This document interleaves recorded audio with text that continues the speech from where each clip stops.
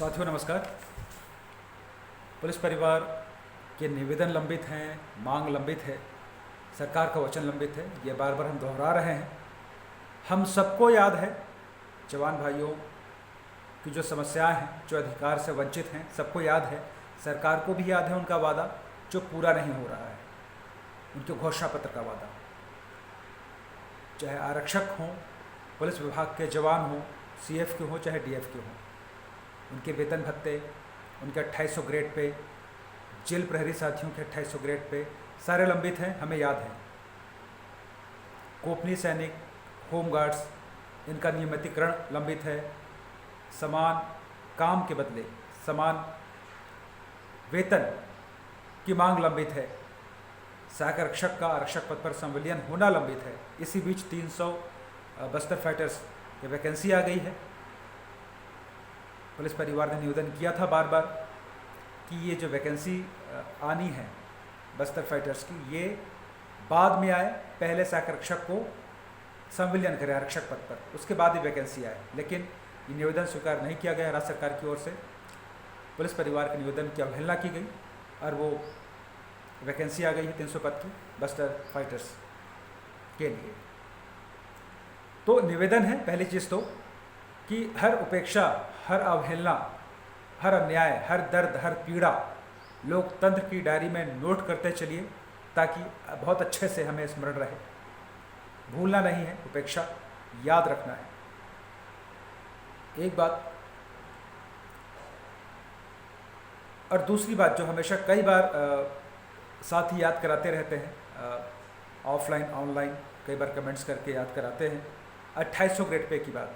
तो हम निवेदन कर दें, पुलिस परिवार की ड्यूटी है, का जिम्मा है निवेदन करना। बहुत निवेदन किए गए, बहुत ज्ञापन दिए गए, ज्ञापन का अंबार लग गया होगा शासन प्रशासन के पास। आदेश करना सरकार को है, शासन को आदेश करना है। आदेश नहीं कर रही है सरकार,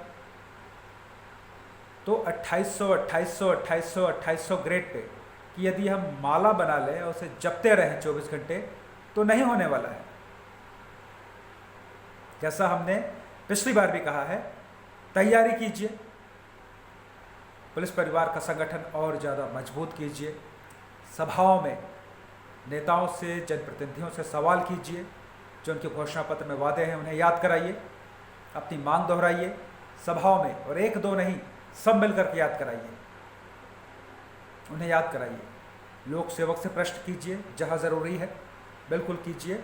और जब चुनाव का समय आए, तो जब चुनावी सभा हो, तो उम्मीदवारों से 100 रुपये के स्टैम्प पेपर पर शपथ पत्र लीजिए उनके वादों का, कि आप जो जो वादे कर रहे हैं इसे लिखिए शपथ पत्र पर और नोटराइज कराइए।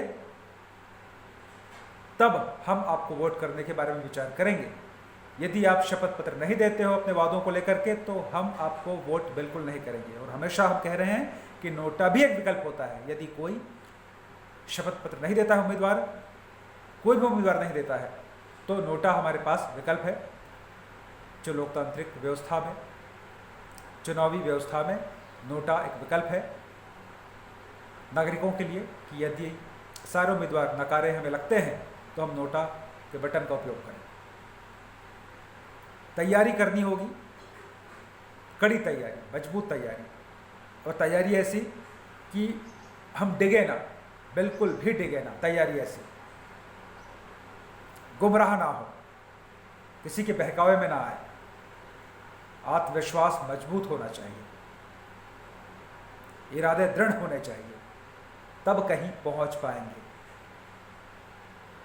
तब राहत की शुरुआत हो पाएगी, तब स्वराज की स्थापना हो पाएगी, तब सुधारों की राह खुलेगी।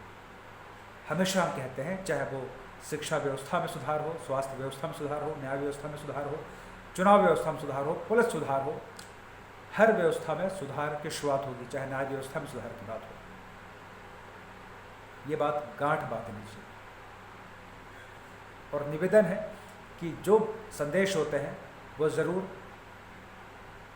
हर घर तक, घर घर तक पहुंचना चाहिए, सोशल मीडिया के माध्यम से या अन्य माध्यम से, ताकि देश में एक व्यापक जागृति आए, स्वराज की दिशा में एक व्यापक पहल हो पाए, एक ऐतिहासिक पहल हो पाए, और जो 75 साल से नेताओं द्वारा ठगे जा रहे हैं नागरिक, जो उन्हें झूठे उनसे वादे किए जाते हैं और लगातार सरकार बनाई जाती है और वादे लंबित के लंबित रहते हैं, गरीबी कायम ही रहती है, लोग आज भी बेरोजगारी से, भुखमरी से ख़त्म हो जाते हैं, सुसाइड कर लेते हैं।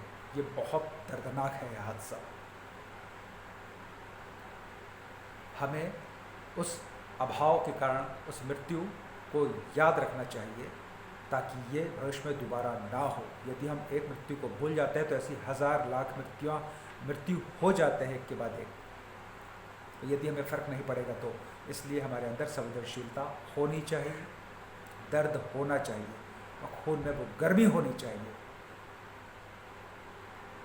तब परिवर्तन लाने की दिशा में हम गंभीर हो पाएंगे, सक्रिय हो पाएंगे, संकल्पित हो पाएंगे।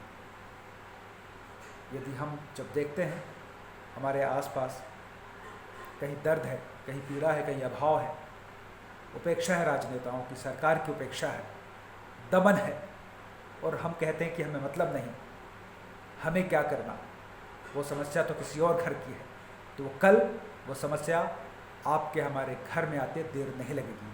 तब और लोग कहेंगे कि हमें क्या करना है। संकल्पवान होना होगा परिवर्तन के लिए। स्वराज लाना है तो उसके लिए संकल्पवान होना होगा।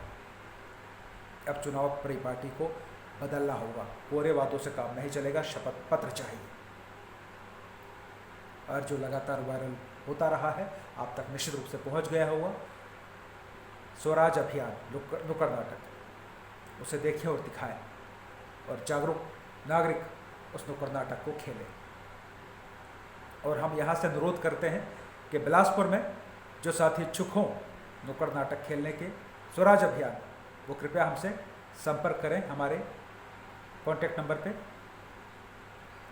7987018579। मैं फिर से रिपीट कर दूं, 7987018579। ये हमारा कॉन्टैक्ट नंबर है, इस पर आप संपर्क कर सकते हैं। हमें आपकी कॉल का इंतज़ार रहेगा। और एक और ज़रूरी बात, जो साथी छत्तीसगढ़ में रहते हैं, नौकरी करते हैं, लेकिन नौकरी करते हैं या व्यवसाय करते हैं, जो यहाँ रहते हैं, निवास करते हैं छत्तीसगढ़ में, और उनका परिवार दूसरे राज्य में निवास करता है, तो आप पूरी कोशिश करें कि यदि हमें बतौर नागरिक अपने वोट की ताकत को बढ़ाना है, तो आप अपने परिजन, जो आपके परिजन राज्य से बाहर रहते हैं लेकिन आप यहाँ सेवा दे रहे हैं छत्तीसगढ़ में, तो उनके जो मतदाता सूची में ट्रांसफ़र के लिए, स्थानांतरण के लिए आवेदन कीजिए,